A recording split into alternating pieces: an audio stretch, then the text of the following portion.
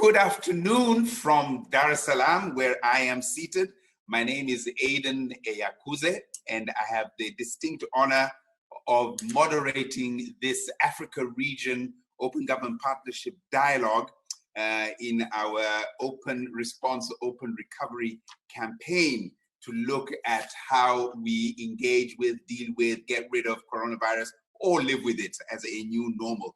This is being hosted by the Open Government Partnership, and we want to gather open government champions to explore what African governments and civil society organizations, of which I am a member here in Twaweza in Tanzania, are doing to preserve very important principles amidst challenges posed by this new coronavirus pandemic. We have, we're very excited to offer English-French interpretation. So please find the interpretation button. Maybe the next slide will show, Bianca, how one accesses the interpretation. At the bottom of the Zoom, you select your preferred language, at the bottom there. And if you want to hear it in French, please select French. If you want to hear it in English, please select the English language button.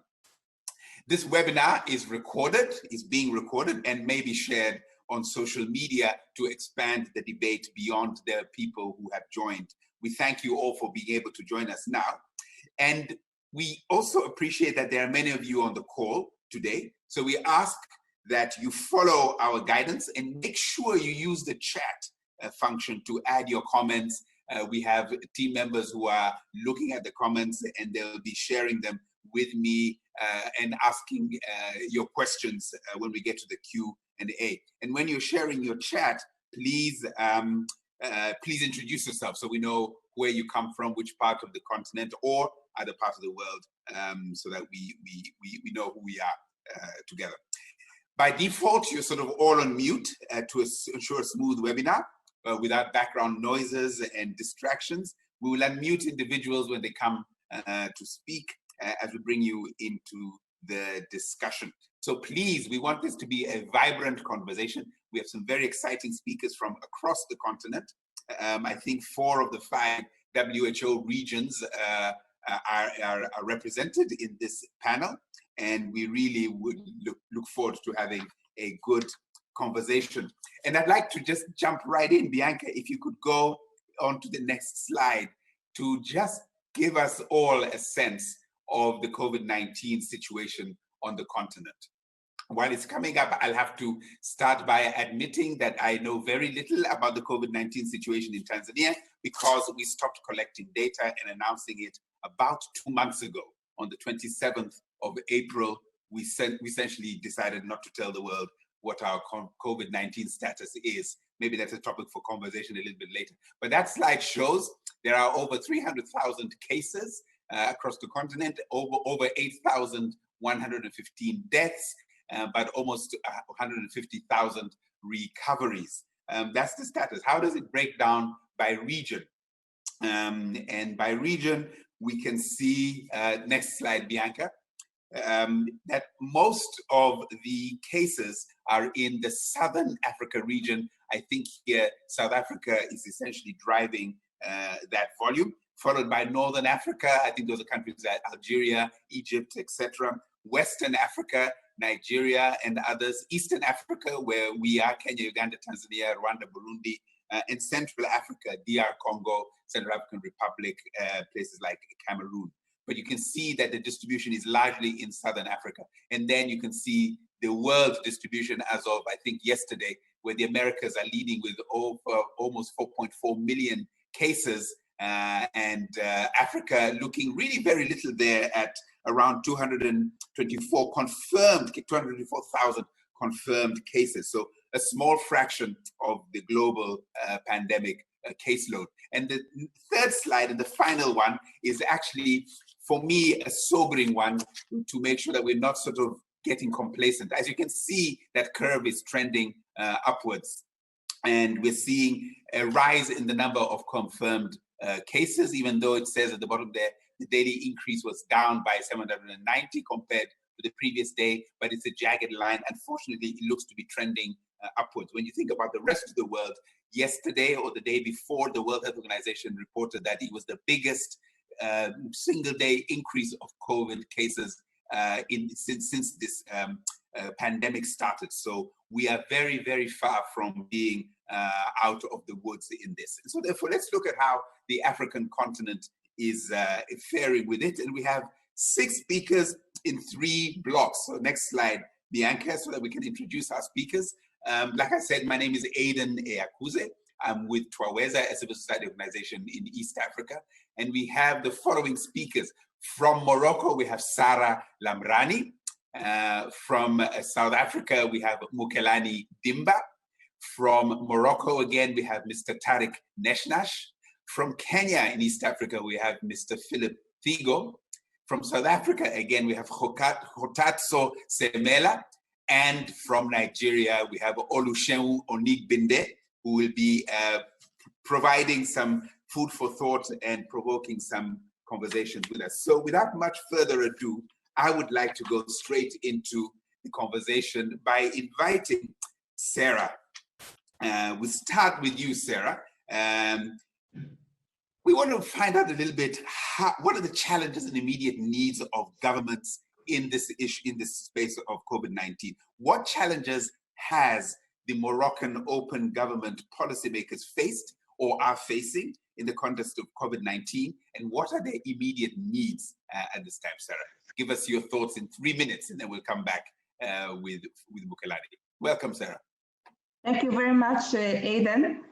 Greetings from Morocco. So first of all, I want to thank the OGP team for inviting me to this webinar dedicated to innovations from Africa to overcome COVID-19. This webinar comes under exceptional circumstances marked by the disruption of the economic and social order on a planetary and African scale due to the spread of the pandemic. In order to master these exceptional circumstances, it requires the combined efforts of all the actors, which means public authorities, private sector, and civil society. The solidarity and synergy of groups within each community and also between nations remain the only outlets. For the case of Morocco, an integrated plan has been implemented to counter the spread of this pandemic and to cope with the economic and social impacts generated by the crisis. Thus, the country has been placed under a state of health emergency. The borders have been locked and general confinement has been decreed since March 20, as soon as the first cases appeared in Morocco. In addition, all the vital forces of the nation have been mobilized to support the populations most affected by the slowdown in economic activity. And this in particular through the special fund initiated by the King of Morocco and created to address the uncertain national social and economic situation. These early preventive measures have enabled Morocco to avoid the worst. Indeed, the kingdom has more hearings, 83% right now, than deaths, and recorded 2.2% death rate, while the world average is more than 5%. In addition to these preventive measures, an integrated crisis management governance system has been put in place with the creation of a multi-stakeholder steering committee to monitor the epidemiological situation, a national scientific and technical committee attached to the Ministry of Health, and the Economic Vigilance Committee supervised by the Ministry of Economy, Finance and Reform of Administration. And characterized by its proactivity, the action plan developed concerns health, social, and economic aspects. Regarding the health aspects, Morocco has adapted its medical device in terms of infrastructure and additional equipment. It's also strengthened the coronavirus case management system. And furthermore, a credible communication policy has been established, which daily reports on the progress of the disease and hygiene recommendations. I would like also to underline that Morocco produces locally masks for all the population. it has now crossed the production of 10 million masks per day, which allows it to ensure self-sufficiency and also begin to export them. And in order to strengthen furthermore preventive measures, a mobile application has been developed based on Bluetooth technology and whose use is voluntary. This application notifies its user if they were in contact with another users who are positive to coronavirus. Regarding the support of and accompaniment aspects, teleworking and e-learning have been adopted as measures ensuring flexibility and risk prevention, respectively for civil servants and for school and university students. Thus, several digital learning platforms. Okay. In addition, the public sector has taken several actions to guarantee services to users. It should be emphasized that the measures taken by the Kingdom of Morocco to fight the pandemic have not been limited to actions at the national level, but have been extended to the Pan-African level. As you know, the Royal Initiative aiming to support 15 African countries in medical equipment and drugs to help them in their efforts to fight against the pandemic. This initiative is part of the African cooperation to fight the pandemic initiated by the King of Morocco, which has generated very positive reactions both at the African and international level. So the recovery scenario must be built on more social vision than an economic one. Oh, great. I think that's a great point you make at the very end, Sarah. But I heard essentially that Morocco has succeeded to some extent in flattening the curve, reducing the average death rate below the global average, in making sure you're self-sufficient in personal protective equipment, especially masks. I heard the figure 10 million masks a day. That's a huge number of masks. And I heard Morocco contributing to the efforts of 15 other African countries in a Pan-African effort. That sounds amazing. A different experience, I think, in South Africa. And I'm going to bring in Mukelani here to give us a sense of what is happening in South Africa, also on lockdown, but there's a big tension between protecting lives and protecting livelihood. So my question for you, Mukelani, as governments seek to cushion their citizens from the socio-economic effects being felt, how can open government approaches to their efforts ensure results? Specifically, what risks, Mukelani, to open governments should we be on the lookout for in the response and recovery phases, and what should we do about this, Mukelani? Welcome. Thank you. Thank you very much, Aidan. And thank you for that presentation earlier, because the slides that you shared with us just demonstrate the sheer scale of the emergency that governments have to respond to. I've been made to understand that countries are likely to spend up to $8 trillion in responding to the COVID crisis. So, you know, the scale of that emergency, it also speaks to the types of risks that are likely to occur, and also quite immense risks at that. I would like to address the webinar to only 3 of those. The first one being corruption in the management of resources allocated towards the emergency. As we all know, a crisis always reveals the best and the worst of human nature. And COVID-19 is not different at all. This pandemic has seen an unprecedented marshalling of resources aimed at dealing with the crisis. We've seen social actors coming together to help increase the capacity of health services to respond to the pandemic. We've seen people working together to try and find a cure or a vaccine. We've seen governments and private sector and civil society coming together to provide treatment, coming together to provide emergency financial relief for businesses that have been affected by the lockdown rules and the stay-at-home orders that have been imposed in order to deal with the crisis. We've also seen governments and private sector coming together to the assistance of those who have lost income as a result of the stalled economic activity. And so these are some of the positives that we're seeing emerging out of this crisis. However, each of those interventions have created opportunities for corruption and profiteering. We've had we heard about instances where public officials sell food parcels that are earmarked for those who are in need. We've heard of instances where procurement officials and suppliers engage in inflating prices and price gouging on goods and equipment that are needed to respond to the crisis. So these are some of the challenges that we have to grapple with. Corruption is always there. The second concern is around the absence of accountability mechanisms. We are seeing governments acquire additional powers in order to rapidly respond to the crisis.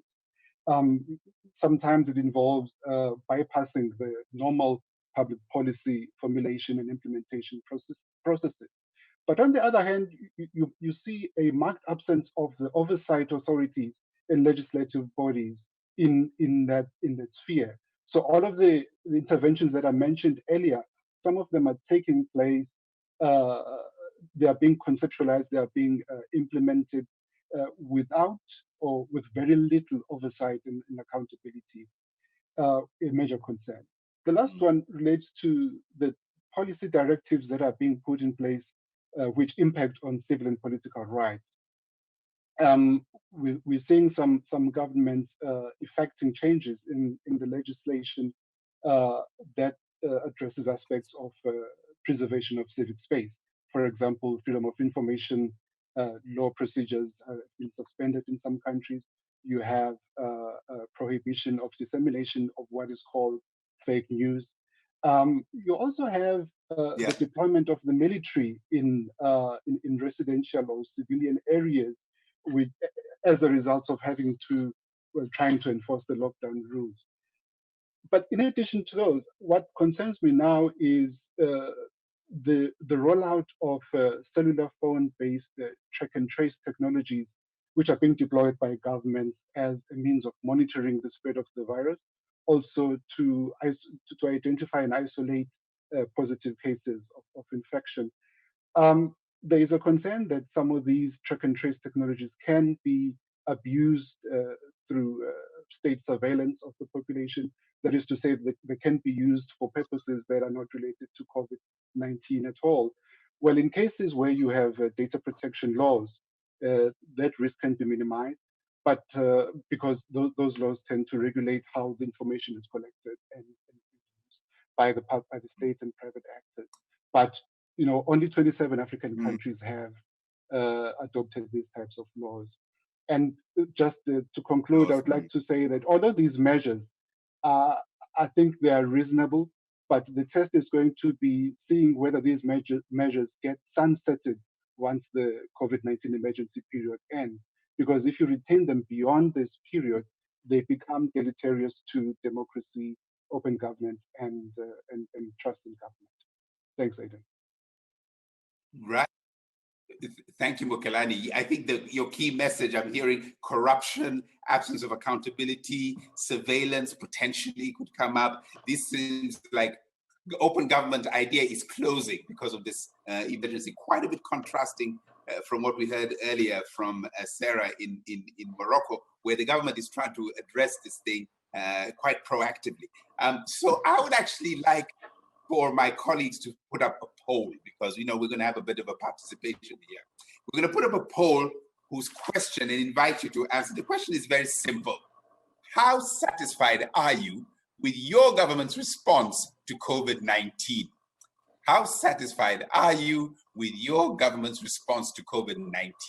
So it's been up there for about 20 seconds. We'll leave it up for an additional, let's say 30 seconds for now before I reveal the answers of how the 88 of us on here, unfortunately 87, I can't participate in the poll and weight it towards a more favorable result for myself. But that would be cheating, and that would be closed government. But we've got quite a number of you. 57% of you have voted. Come on, you got to do better than that. We've got another 10 seconds, 58%. Maybe I'll leave it on for another 10 seconds, so that we can get a super majority. But 60% of you have voted in a minute here, and it's sort of fairly even-ish. Surprising. Okay, we're going to close the poll now. 61% of you have voted, and here are the results. I think all of you are viewing the results, actually. People are moderately satisfied. Moderately satisfied.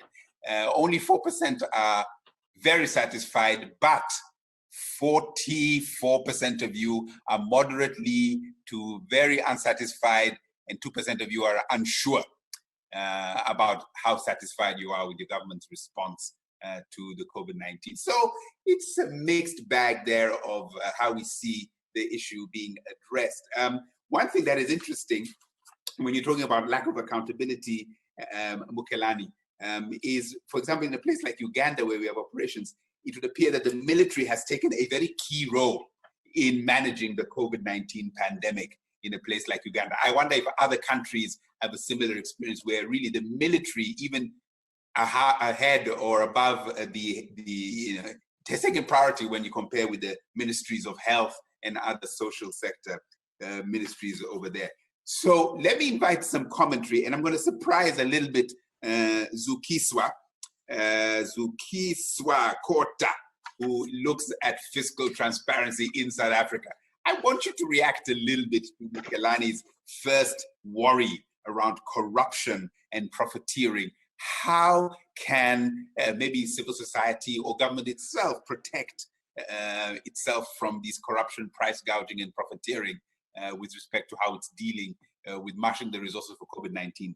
Zukiswa, let me invite you for your thoughts and maybe your questions if you're there. Welcome. Great, thank you. Thank you very much, Aidan and Mukelani and colleagues. Yes, thank you for surprising me. That did actually catch me off guard. Well done. I think in direct response to that, I definitely would agree with the concerns that Mukelani's raised about the context specifically in South Africa. And I think perhaps I would respond or maybe raise one key advocacy space that many civic actors and open government practitioners and advocates are pushing for, which is really to just have much more transparent processes.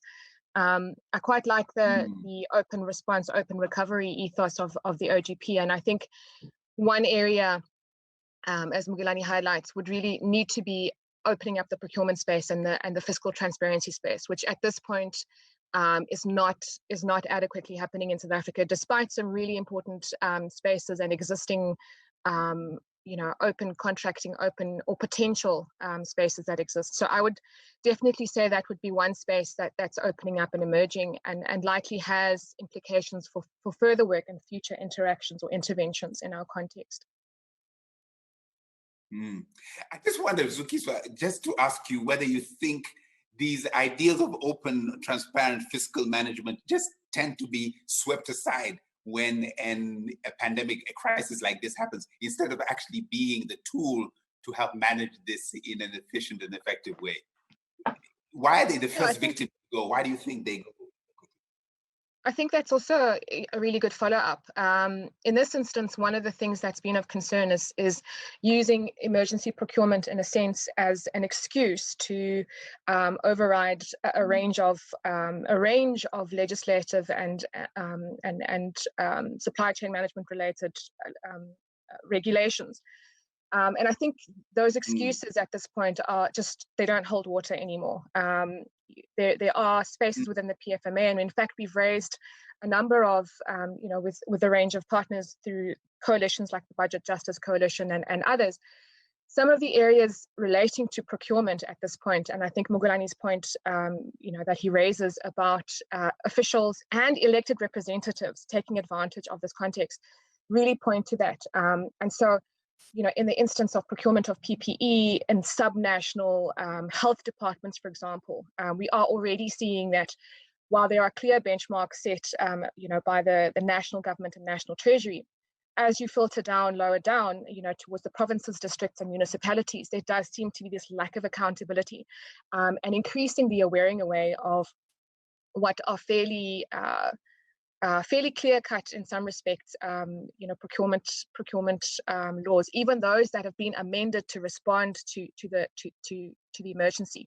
And so the responses or the amendments, I think, do provide still for accountability spaces or accountability in that. And I think another point really to look at with much closer scrutiny is around the role of our elected representatives and the provincial legislatures and lower down within the municipal space. We are seeing some fundamental problems. And again, as you say, this tendency to overlook procurement legislation, to overlook openness. And in fact, a concern that's also been raised is that at the municipal space, while the normal processes of participation and transparency continue, there actually isn't currently a requirement for municipal councils to open up to the public around the intervention specific to COVID-19 and the special budget adjustments there. And so there are some concerns that do allow some advantage taking to happen. Exactly. So I'm going to ask now Stephanie Muchai in Kenya. If government is not willing to use the rules and obey the rules and comply, whether they are elected representatives or the civil servants, what can civil society do to remind, to promote this openness in the contracting and procurement? Steph Muchai, you're an expert at open contracting. How do we get citizens and civil society? How can Twaweza play a positive role in Kenya on that front, for example? What are your thoughts in 2 minutes? Thanks, Aidan. I think it's more an accountability question. So I think that some of the things that we're seeing civil society doing, for example, is forming watch groups that allow them to kind of concentrate on a particular issue and be able to keep track. It also allows them to have a basis for engagement with the government that's organized at this stage, because there's a lot of citizen feedback coming out, and it's kind of hard to keep track of, but the organized kind of groups are having some measure of success in terms of giving feedback on what's not working and all of that. So the watch groups are a good idea. I think the second thing civil society can do is kind of agitate to be part of the task forces. Task forces are a way of working for government. And I know that in Uganda, for example, they have both government and civil society in the task forces, but I know that that's not the case in Kenya, and it's not the case in many countries as well. So I think that civil society can be sure to kind of get their way onto these task forces to be able to have a voice on the table. The other thing that the last one, Aidan, is providing kind of the alternative information in a way, because they civil society tend to be closer to the public and can generate kind of factual information in a simplified and actionable way for citizens to be able to use. And that way get citizens on board in terms of being able to articulate issues and challenges on the ground as well. Is my 2 minutes up? Brilliant, Stephanie. Your 2 minutes are up. I just want to emphasize, to prove what the point number 2 you're making. Whereas I think Twaweza, number 3, we have been able to provide really fresh information to the government of Uganda's task force through some of our survey technology. And we think that they're shaping their own communication and how they're addressing COVID-19. So, but all of us who are listening, I think the first point Steph made about watch groups, we can form our own groups to actually focus on a particular area and make noise if things are not going well, maybe even praise a little bit if things are also proceeding nicely. Thank you all so much. Let's move on to block number 2. And here I've got 2 gentlemen who are going to help us with some thinking around open government innovations and solutions being implemented to address the COVID-19 crisis. And I'd like to invite Tariq Neshnash from Morocco, who will be followed by Philip. I'll give Philip his question. But Tariq, how have Moroccan civil society specifically partnered with other non-state actors, including academia, to spread awareness, to coordinate initiatives, to promote innovations in tackling the COVID-19? Give us a sense of what the non-state actors have been doing, Tariq. Thanks, Aidan. So basically, the question we had back when the COVID crisis started is, what is the role? What is the new role of civil society during this crisis? And basically, we stepped back and said, what can we learn from previous crises and crisis management experiences?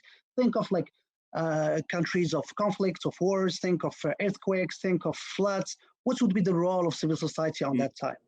And I mean, it comes down to basically overcoming the crisis is a shared responsibility. It's not up to the governments alone to overcome and survive, but also each citizen and actor should take a piece of the responsibility if we really want to get over.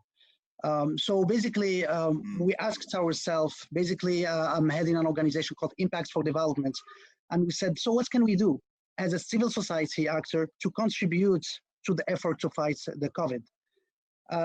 And basically, we thought what we kind of urgently need was find a model to aggregate the collective intelligence of the whole community, how to get to the power of innovation of all the actors, be it citizens, be it private sector, be it academia, civil society, like association, etc.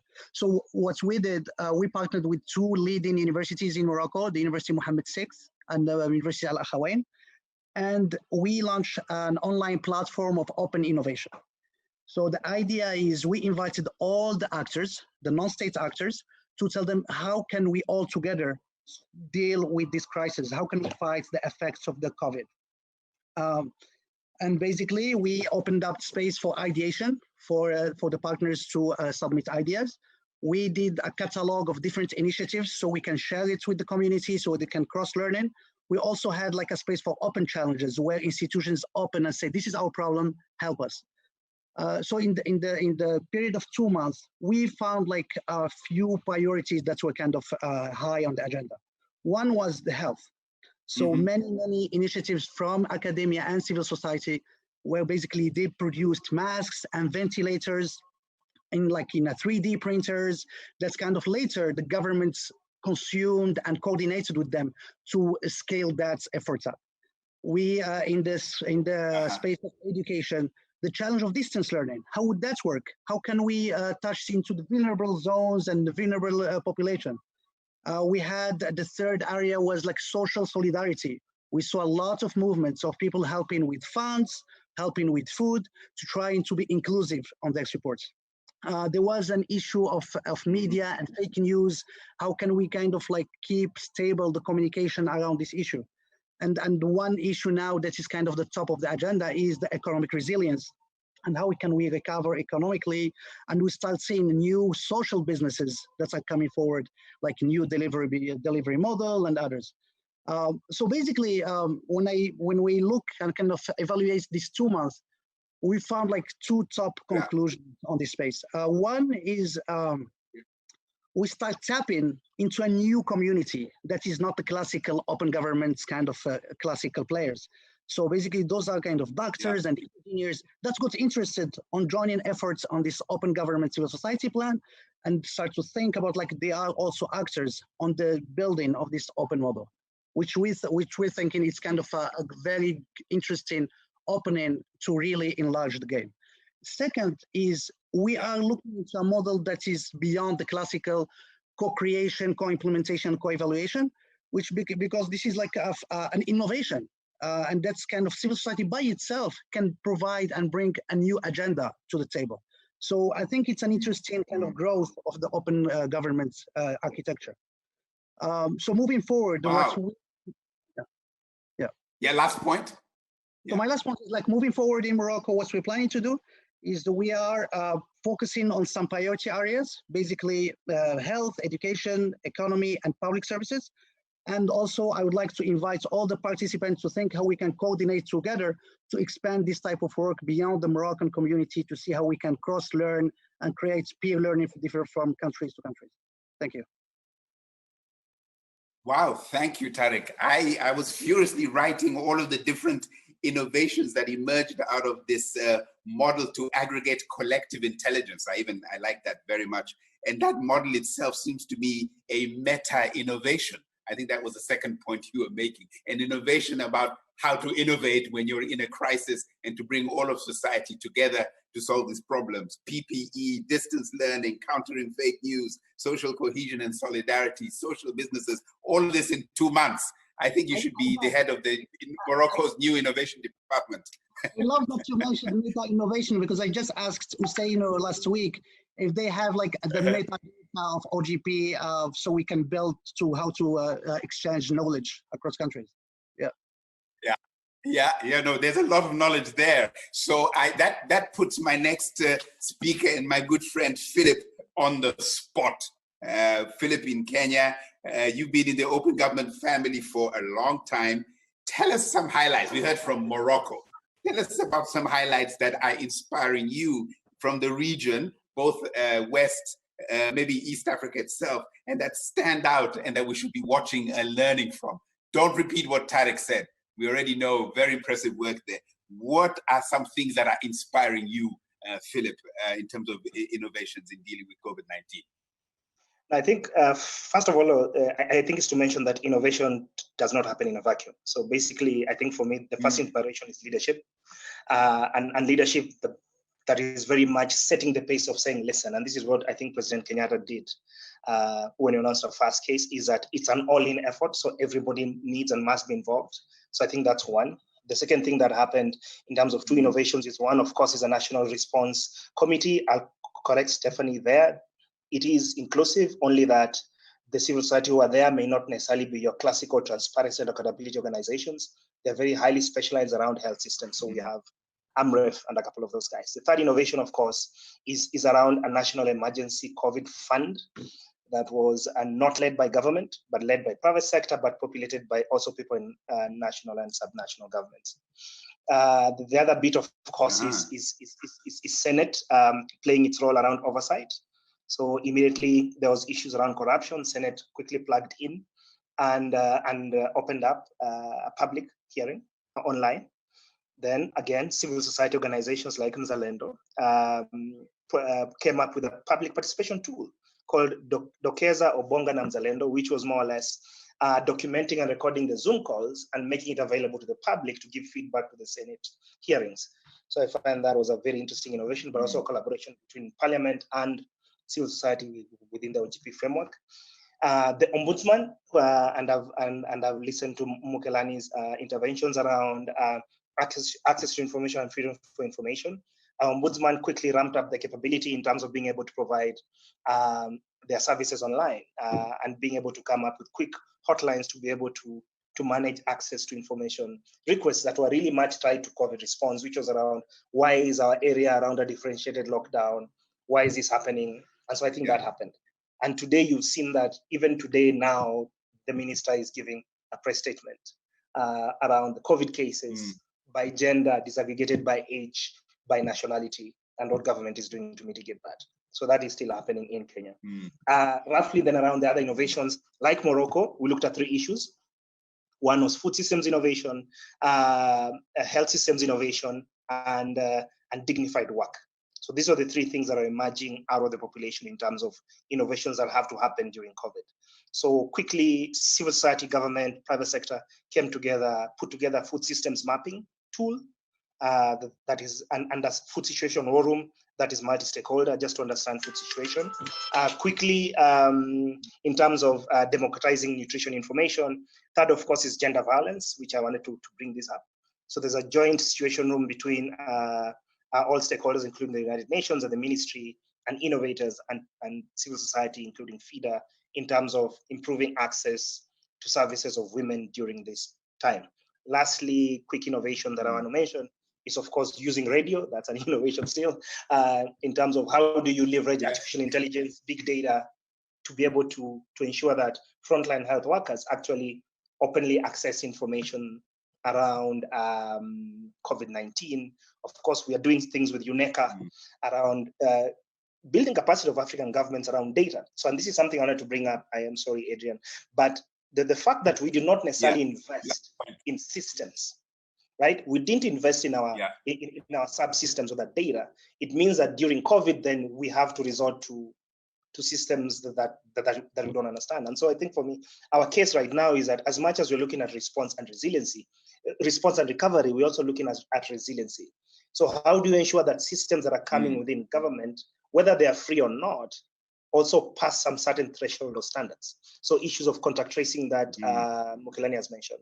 So those are, I think, a couple of the things we are doing. I can share more later. Thank you, Philip. That's quite a lot.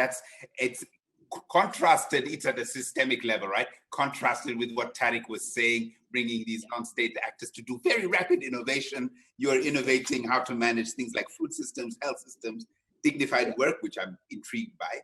I'm also intrigued by the national fund. I can't remember its full name, that's being run by the private sector to try and fund these, and the fact that the hearings around corruption were online in a way so that people could observe transparently what is happening there.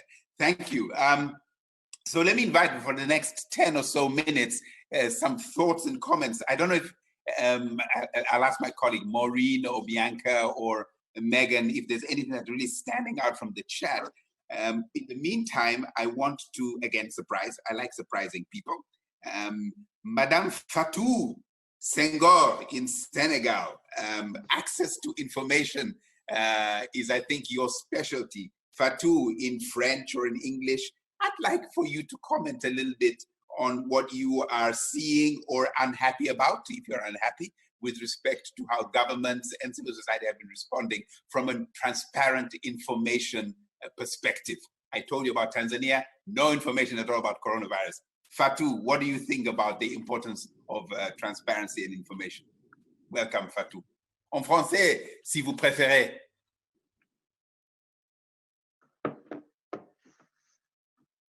Hello?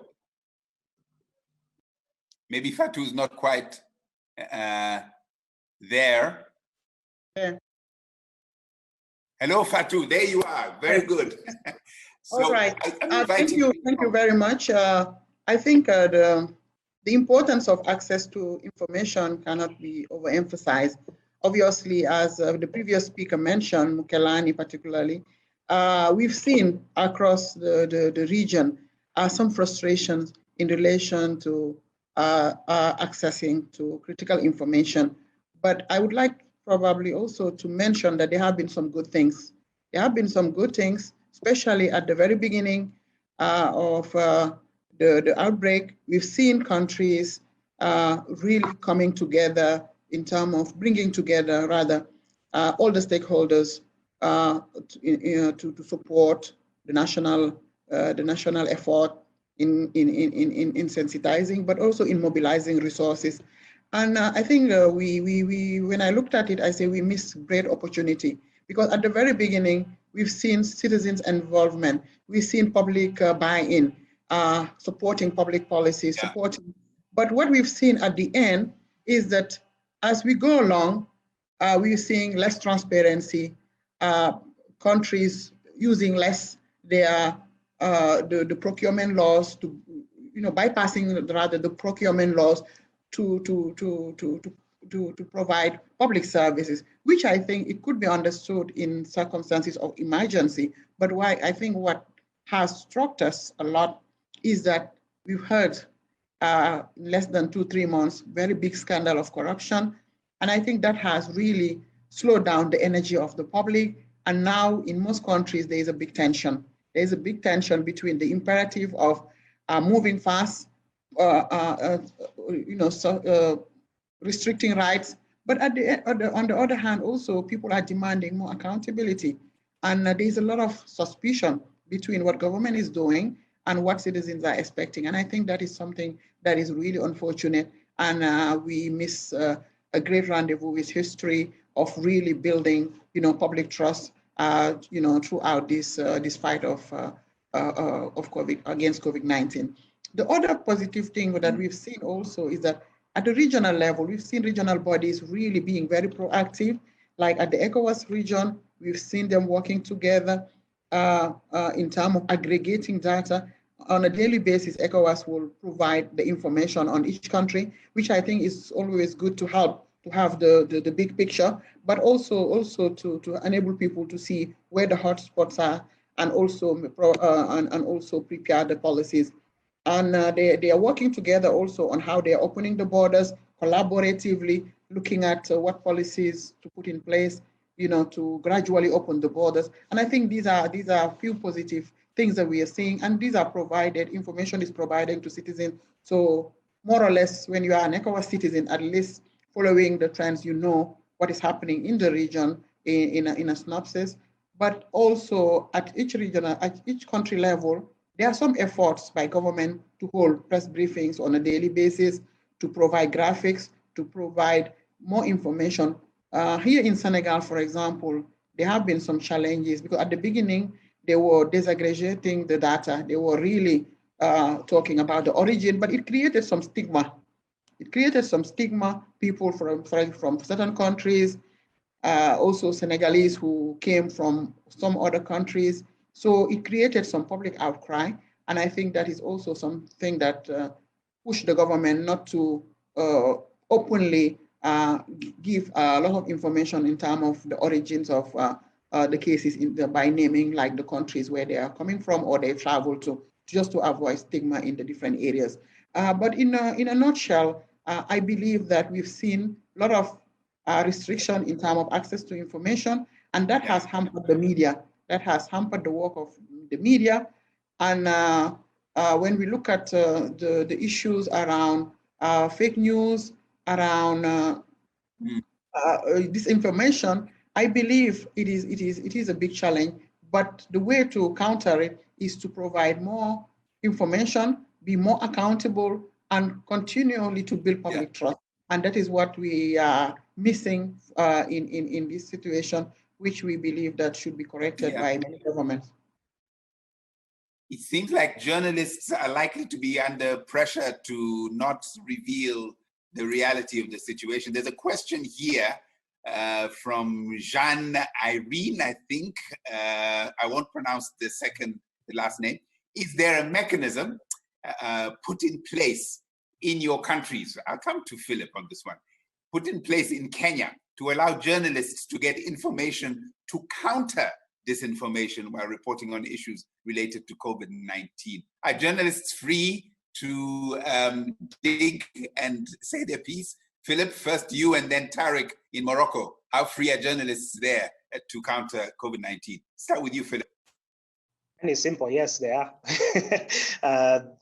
There's actually a press conference every day, and because of safe distancing, it's actually media who actually come, and media is being designated also as part of essential services, so they have actually a special pass, so they can move around even during lockdowns. Yeah, that's it.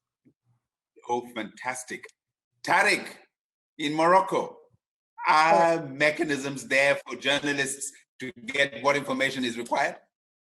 So this is a good question. The whole, fake news issue. There were like two ways that has been historically been fought. One is like through laws and policies. So Morocco came up with like the law, a specific law to kind of forbid in a way, make it a crime to share fake news in social media and stuff. But technology goes faster than laws. So we know like fighting fake news has been a research topic in many universities and in many research centers. We have few projects within civil society and academia on building basically tools to detect fake news. They are like crowdsourcing groups of journalists and civic society that kind of detect fake news. There's also partnership between TV stations, the newspapers, and civil society to detect fake news. I think we don't have the answer to this question yet, frankly. We're looking at the US, we still think we need more innovation in this space. Okay, it's a challenging space here. When the situation is like this, how much do you allow freedom of expression and information? We prefer that it is open. Governments have a different view. They tell us that they're trying to avoid panicking the population and the things that come out of that. So let's continue on to the third block here. And this one is a little bit more open, and I'm going to ask my colleagues, my friends and panelists, Oluseun and Khotatso Semela, to really reflect a little bit. And I'll start with Khotatso.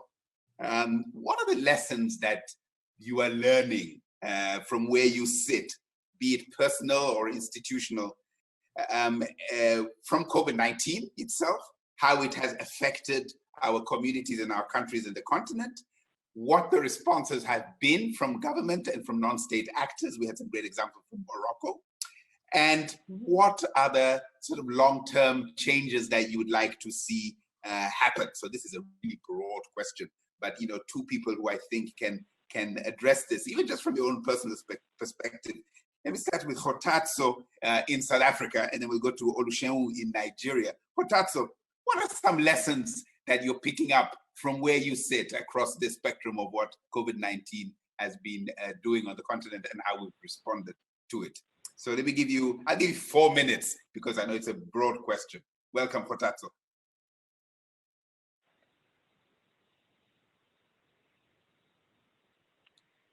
Hello? I don't hear you.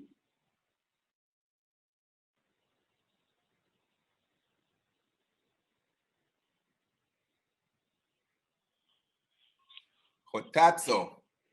Ah, there you go. You unmute. I needed you to unmute me, my brother. Thank you so much. Can you hear me well? Okay, now I can hear you. Did you hear my question? Did you hear my question? I did. No, I heard everything, and I don't know Brilliant. if I should. I don't know if I should be anxious about having an extra minute or if I should be grateful. I think that just to formally introduce myself and just extend my gratitude to the OGP for creating this platform. As you said, my name is Kgotatso Simela. I am a Chief Director at the Department of Public Service and Administration in South Africa. And I've been serving as the point of contact for the OGP in South Africa and the lead, a technical sort of lead for the African peer review mechanism.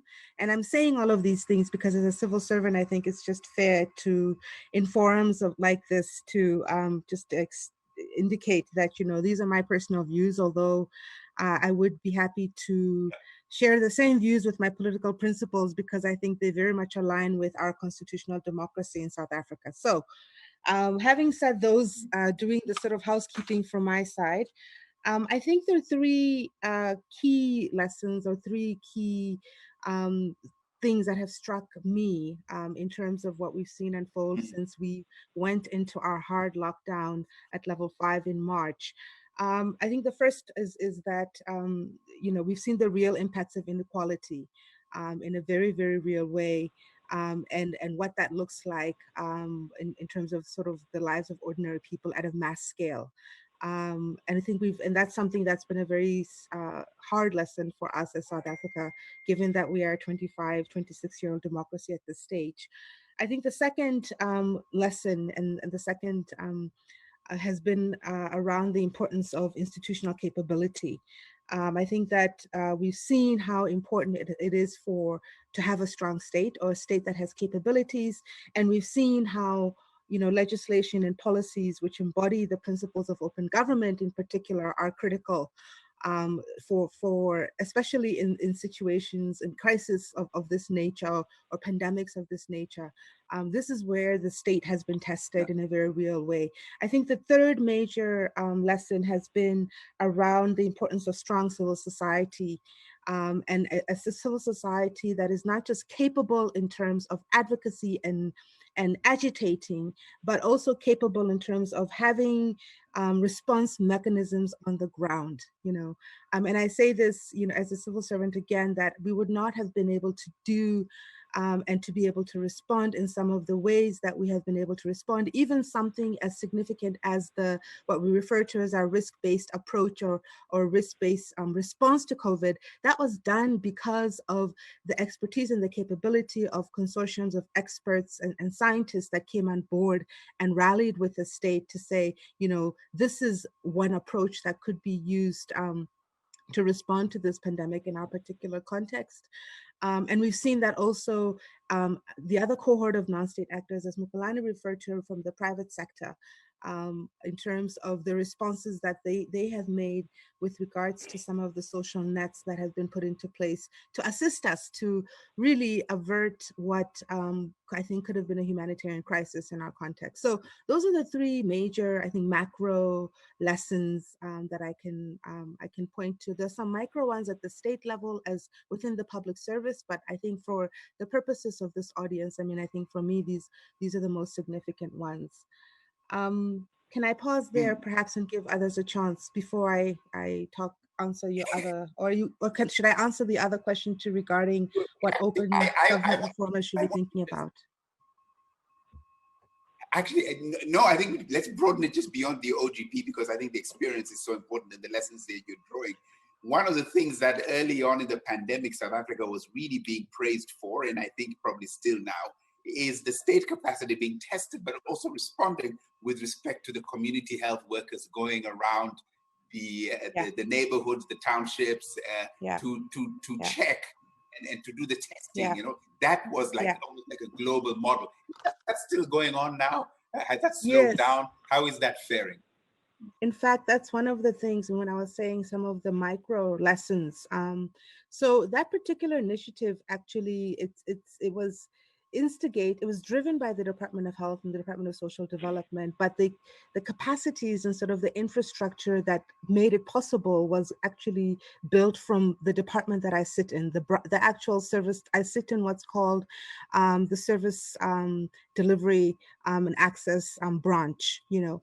And essentially the reason that was possible is, well, there are two dimensions. The one is the fact that, you know, for many years there had been a process of developing what was called a community development workers program, where you basically have locally based people at the sort of provincial and then at the what we call the sub-national level, the local level, who were deployed to do a whole range of different sort of support services in trying to facilitate community development initiatives. And so that was the one dimension. The other one was what was we call the expanded public works program. So between those two programs, you know, basically there were already feet on the ground, as it were. There were some difficulties initially because the gap, the misstep that was taken was that when the categories for essential services were established, they were not initially included. And it was only at the moment when we saw that, you know, we needed to have sort of rapid testing capability mobilized and deployed on the ground that then that regulation was adjusted, and we were able to then deploy them on the ground. So we had two particular provinces that were able, because of the infrastructure and the systems being in place, they were able to do that quite quickly. That is continuing, and one of the other innovations that was included with, in addition to testing, when we realized the economic consequences of the lockdown and people not being able to generate incomes, they then began to be the people also used to test, to deploy sanitization, the sanitizers, and also to assist in the deployment of the sort of what are called the food parcels, you know, and the organization around the food parcels. So so some of those things are still continuing, to answer your question. Fantastic. Thank you for giving us really quite concrete examples of state capability being present when suddenly you have this pandemic and they have an infrastructure, a human infrastructure on the ground to hold back the tide, slow it down in that context. I want to now invite my friend Oluseun from Budget, Nigeria, for you to reflect on the same thing, on similar questions. What are the lessons? From where you sit, looking at the long term, and I know you've innovated with respect to issues about especially fiscal transparency. You've used social media to mobilize citizens around fiscal transparency in Nigeria and beyond. So Seun, what are your, say, 2 or 3 big takeaways or lessons from COVID-19 that you would like to see deepened, or that you yourself would advocate for being deepened?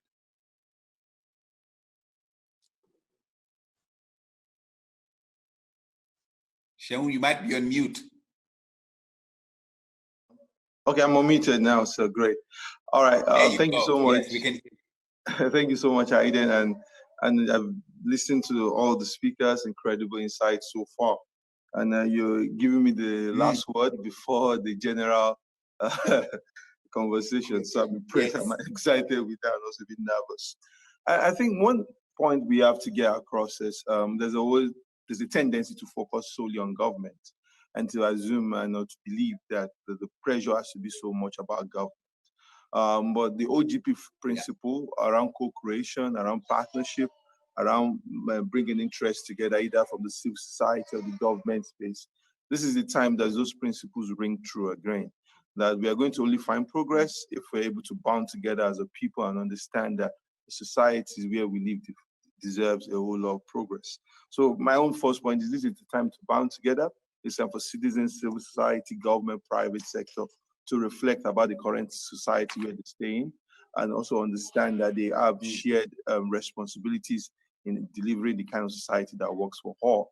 And this is a call to the principle of the OGP around co-creation and around partnership. The second thing that I would bring about board is also trust. When you look at countries that have managed the pandemic well and those who are still struggling to manage well, trust was a fundamental determinant. And I mean, even within the United States, a lot of people have come to see as a paradigm democracy and transparency and things like that. It was very evident that trust was lacking significantly. And you can see in countries like New Zealand, you can plot all the whole entire spectrum.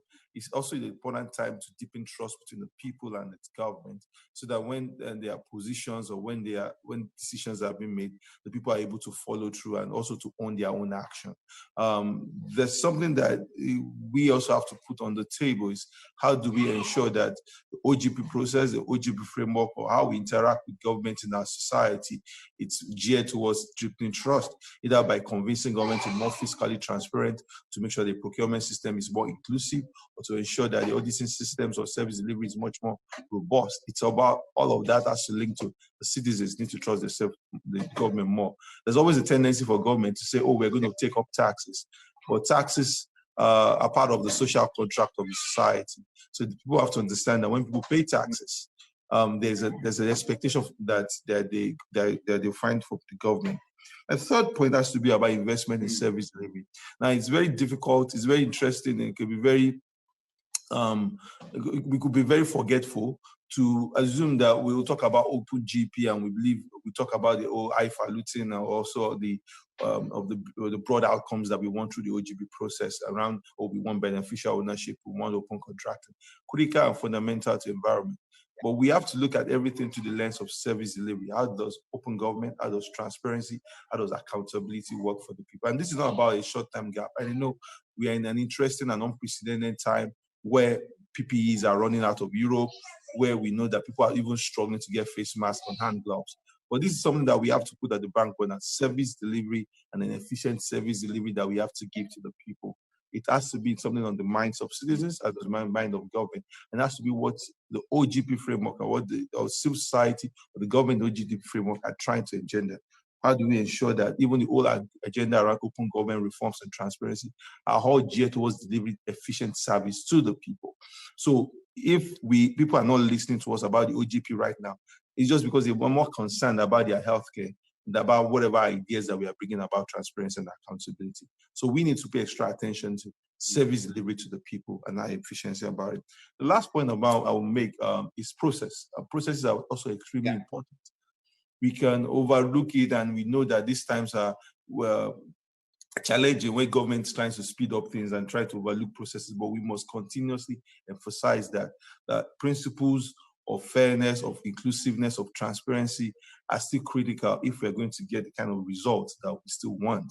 So my own push is about let's still put a whole lot of conversation. Number one, that this is a time to band together, to work together as a group of people, either for government, civil society. Let's push trust ahead and also understand that this is time to reinforce the social contract. Let's put more agenda on the table on investment in service delivery, and let's still ring it through that processes are critically and important to a much more efficient outcome. Thank you very much. Thank you, Shehu. You are echoing what Tariq was saying around processes a little bit, but also that we are pulling together. I also very much appreciate your advice that really we need to do some very systematic investment in social service delivery for the long term. Don't think about it when things are falling apart, because it can help you deal with these shocks when they come to the system. So we got a bit of time, 25 minutes before we end the call. So I wanted to sort of invite a couple more sort of views from, if I can find them in my sheet here. Here we go. On that front, and maybe I'm going to be a bit naughty and ask them a tough question. So Linda Ofori Kwafo and Mr. Elsheber Okech, watch out, I'm going to ask you a couple of tough questions that were already in the chat. And I'll start with one, maybe for Linda, Ghana Integrity Initiative in Ghana.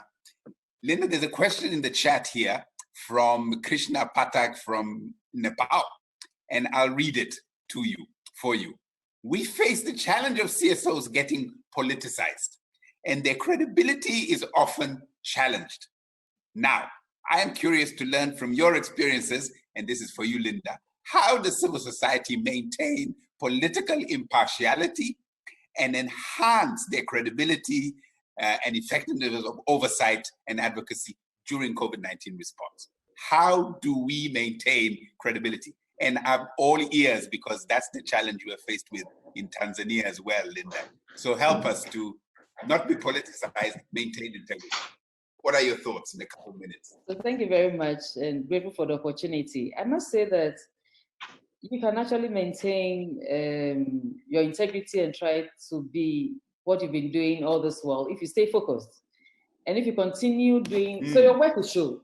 So then, for instance, Ghana Integrity Initiative, we've always been criticized by every government that we belong to the other party and all that. But then, so that we are not more afraid. Party A will say you belong to Party B. Party B will say, that tells you the extent to which your work is hitting them and tells the extent to which you're trying to be apolitical as possible as you could. Because that is the nature of our work. Yeah. We've been focusing on anti-corruption. So if COVID-19, we are identifying opportunities for corruption to flourish. If we don't play any role, and during this period, we don't keep quiet, but we still keep on alerting and actually letting governments know that if you don't try to open up the space, if you don't be transparent in all that you are doing, then we will think that you are being corrupt. So we are not silenced during this period. We have tried to continue work. We have actually to stay relevant during this period because we are known for shouting on top of the roof that we are doing this and that.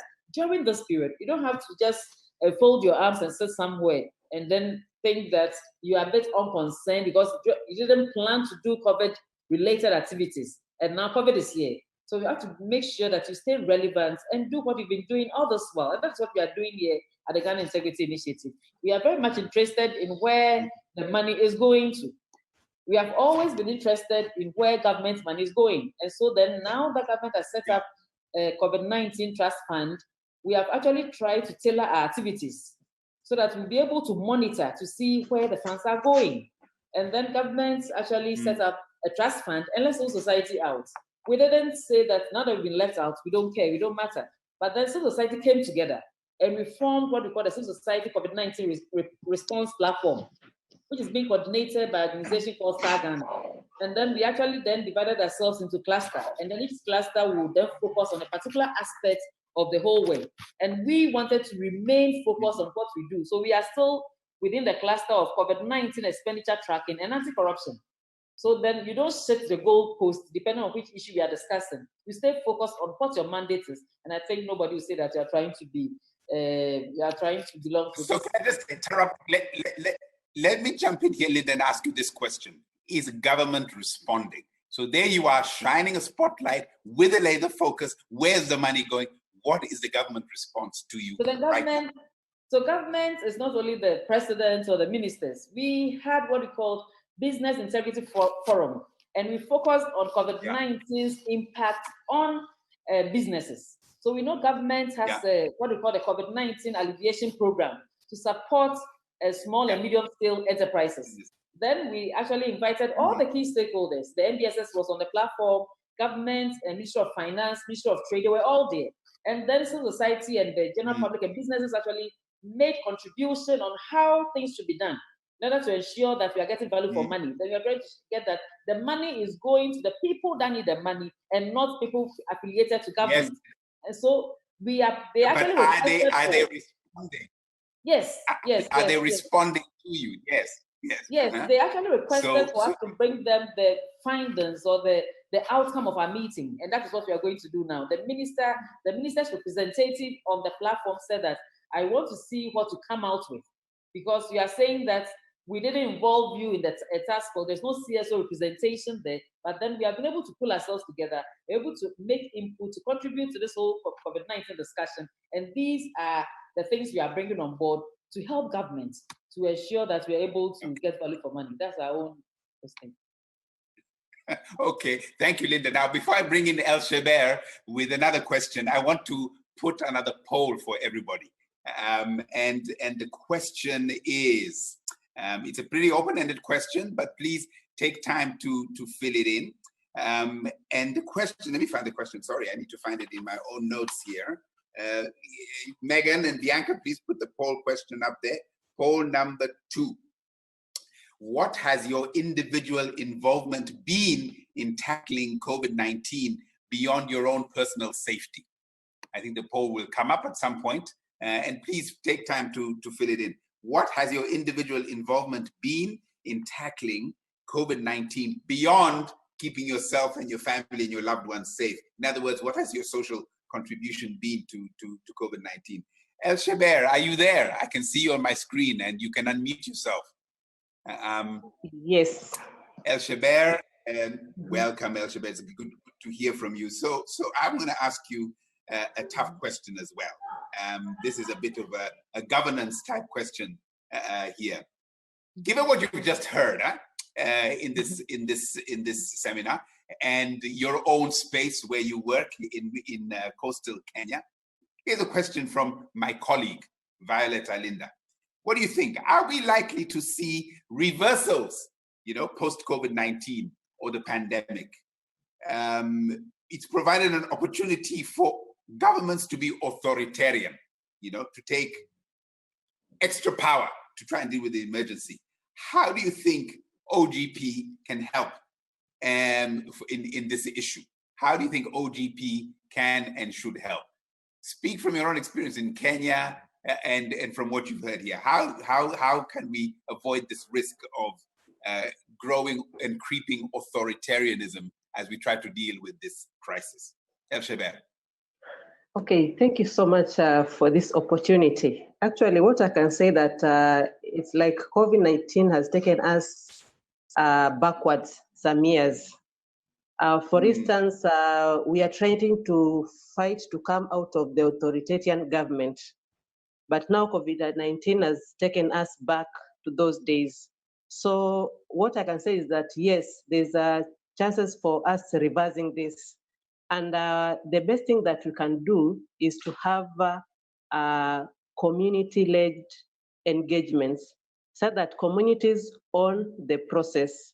And if they own the process, then we are able to make sure that it's a collective effort in getting what we want. That is maybe coming out of the authoritarian government.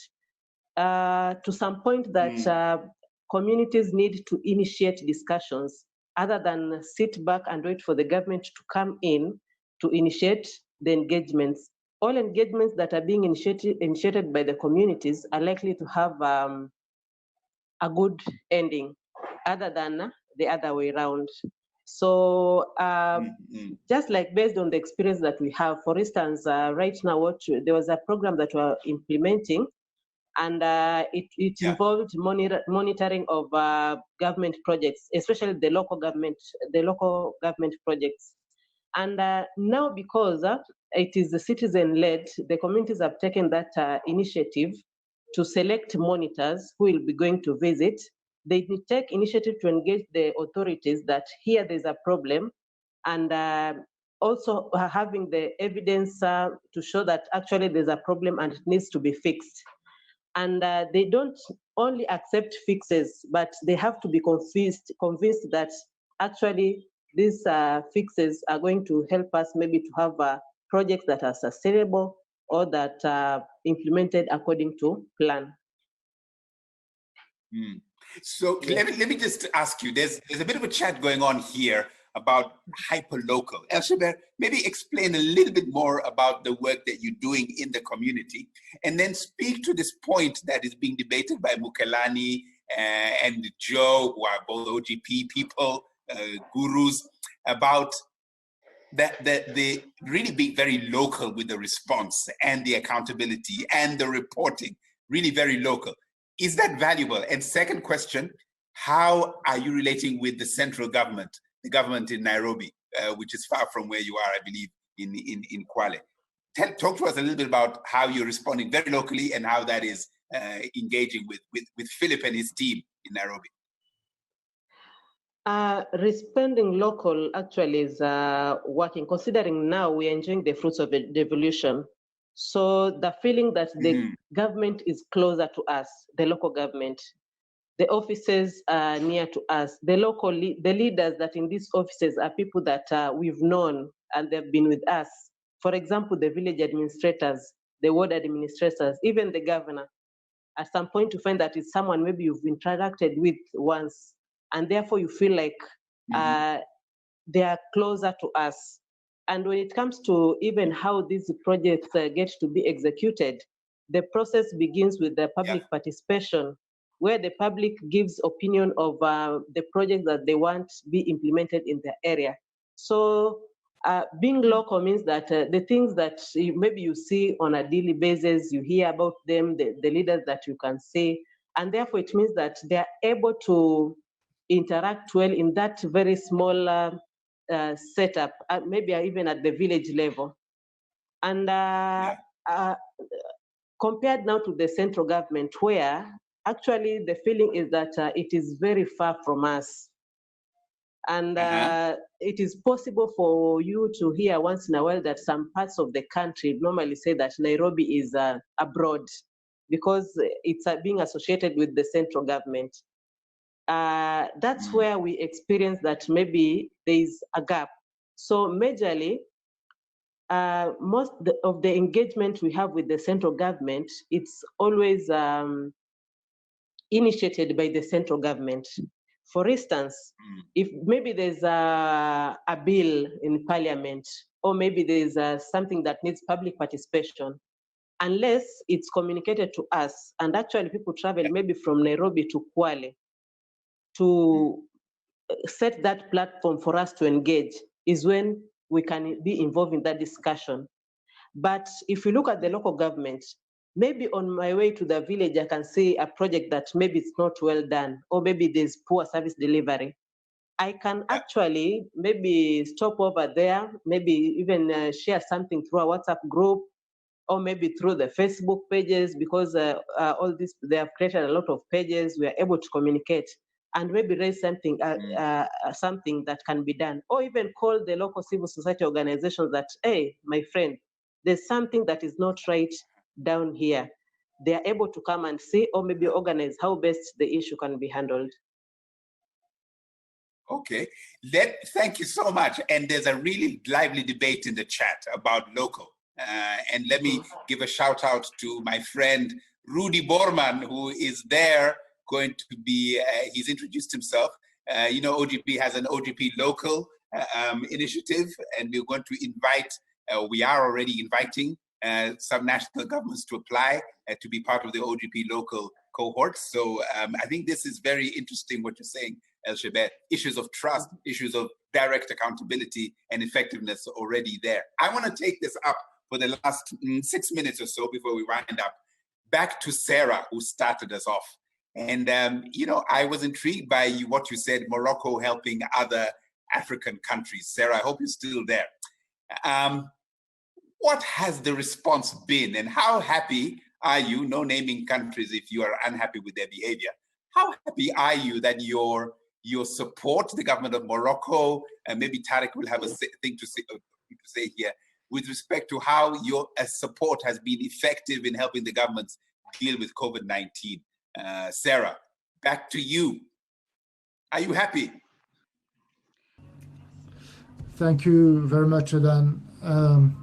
Well, we realized there was a really will from all the parties in Morocco, from the government, civil society, the academic sector, a real synergy.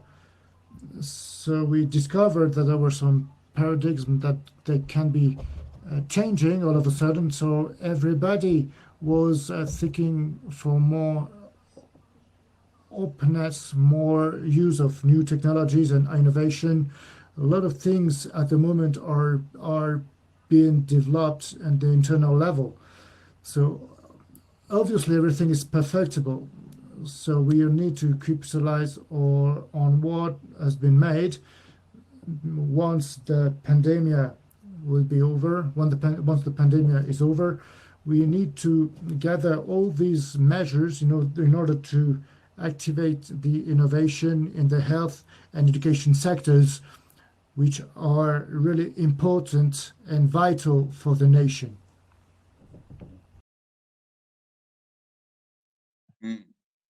Fantastic. So even the COVID has how should I put it, provided an opportunity for even closer Pan-African collaboration on a very real health issues. We tend to collaborate on political issues, on trade, on other things like that. But this health, that cross-border, is not very often that we collaborate. And I think you're right. What I've heard you saying, Sarah, is that we have to try a few new things. We have to set up new ways of thinking, new ways of collaboration amongst Africans to try and deal with this, including open information across the borders. I'll tell you, for example, back to Tanzania, we're having a bit of a, shall I call it a debate? I'm being diplomatic here, with our neighbors, Uganda and Kenya, because our truck drivers go there and they get tested, they're found to be having COVID-19, and the government here says, no, there's something wrong with the Kenyan test, there's something wrong with the Ugandan test. So it's testing even the East African community, this COVID-19. We need to find a way to really collaborate in an open sort of way. Maybe in terms of a final sort of question for Tariq, Mukelani, you looked at the issues of transparency, corruption. What was the other things that you were talking about here? Let me remind you. Absence of accountability, digital tracking and tracing. These are big questions, big issues, Mukelani. If you were to pick one thing that we should really think about as a region and marry it to our open government partnership principles of transparency, accountability, and participation, Mukelani, what would be the one thing, which is a horrible thing to ask you to do, but one thing that you think we should focus on collectively as civil society, as government, as citizens, to collaborate on in order to try and deal with this thing, because I think it's going to be with us for quite a number of years going forward. What is the one thing that you would really want us to focus on from your perspective, Mukelani? Thanks, Aiden. May I just cheat and borrow from the discussion taking place on the chat and just say, for me, that hyper-local action is quite critical. People that suffer most when it comes to corrupt activities and other forms of wrongdoing are people at local levels. It's communities we live amongst. It's not the elites. So if we want to create impact, I think impact is likely to be found when we focus on what is happening at local levels, when we know what the extent of the pandemic at those levels, and we know what resources are being allocated, and therefore are able to reconcile what is being planned to the reality on the ground. For me, that would be where we should be focusing our energies. Okay, thanks, Mukelani. And I'll give a word now to Philip. From where you sit, at Center of Government, coordinating and innovating, where do you think we should also focus our energies as government? And how can government be better at inviting civil society organizations to contribute in this fight? I think for me, one, again, it's leadership again. And I think COVID-19 perhaps is not the best test case, because everybody basically was caught flat-footed in this one. But I think, and I'll go to Ole Sean's point, and this is why even for our case, we're looking at a systems approach to it, because it means that if you, because we are looking at response, recovery, and resiliency. If you build resiliency, then you respond faster, you recover faster. And it has to be an all-in effort. So I think in my case, again, governments needs to understand that you have to collaborate. I mean, collaboration is not a question of political will. It's really a rational choice, because I think if it's about development, then development is a matter of everybody. I think for me, that's the emphasis of this. And it goes to the core of OGP, where co-creation really must be the future. Whether talking about contact tracing apps means also they have to be co-created, then everybody needs to understand the risks. When we talk about distribution or even financing, then everybody must be part of that. So it must be an all-in effort. Let me ask you a final naughty question, Philip, because I know you can take it. What should government stop doing? What should government let go of, and let the people handle that? What should they stop doing? Because my government wants to do everything, including tell you whether we have COVID or not. They want to do everything. So what should governments stop doing? They should leave professionals do what professionals do best. I think for me, that's it. Okay. Governments, I mean, a public official should not be talking health matters, and neither should they be talking technical issues. So don't do what technical people do. Just stay out of the way. And I'll tell you, this is what innovators are telling us. Just stay out of the way. Don't put taxes, don't create issues, don't tell us you'll give us money, it's not your business. Create an enabling environment for private sector to give us funding. So basically stay out of the way as much as possible. Create an enabling environment, and don't worry, people will find a way. Okay, I like your confidence in it's a very inordinate confidence in professionals that we don't get to see lots of our government people expressing too much. But Philip, thank you for that, and I think I'd just like to close this really interesting debate. I have learned a huge amount from all of you who have spoken, from the questions and comments in the chat. I really invite you to go and look at what others who've been listening to us, Blair and Brendan, I'm going to mention names because they're here, and Alan Hudson, who are observing the Africa region from North America, I think, and Europe, on how we're handling it. Have a look at the chat. But what are sort of my major takeaways here? From Morocco, I really loved Tariq's team's model to aggregate collective intelligence. I thought that was a fantastic meta innovation, how to innovate about innovation. I think that was really cool. There are lots of ideas there on what they did to immediately respond to the need. Then the macro viewpoint from Philip on the food systems, health systems, employment systems, and dignified work, to try and handle those sorts of things there in a good way. Hotatso, from you, I learned about the importance of actually having a prior state capacity, what Philip called resilience. With the community health workers, I think they made a huge difference in what could have been a terrible pandemic in South Africa. I think they meant to stem the tide. And I really liked one question, one challenge you put to civil society organizations here, Hotatsu. It says, yes, great for agitation, but please also think about having the capability to respond on the ground. I think doing that, we're having a huge debate in Tanzania, whether that is the role of civil society, but I think it needs to be thought through very, very carefully. From Sheung here, issue about investing in social service delivery as a systemic change that we need to work on. So this is way beyond post-COVID-19, some things we should have been doing as part of our whole development trajectory. It now just shows how important it is to have those systems that are working in place. But finally, I think what is close to my heart and something that we're going to have to deal with as a community, as a society for a long time to come, is that this has really shown the massive inequality within our countries, within our communities, between the continent and the rest of the world. And this is something, the social contract has been frayed a lot by COVID-19, but I am hopeful that the OGP and its ethos of bringing different people around the table to co-create solutions, to work together, makes it all the more important. And a particular place for this to happen in an effective way is the local, in the local community. And OGP is going great guns to promote the action at the local level by promoting the OGP local cohort. So really, please keep on a lookout, watch out for that.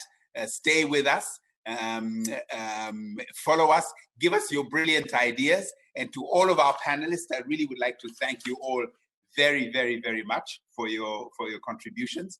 To all of our other speakers who answered our questions, thank you. And to our very many participants, we're up to about 90 at some point. Thank you for your time, and we hope to connect with you soon. Thanks, everybody. Have a great afternoon, or a great morning, or a great evening, depending on which part of the planet you're on. Thanks, everybody. Have a great day.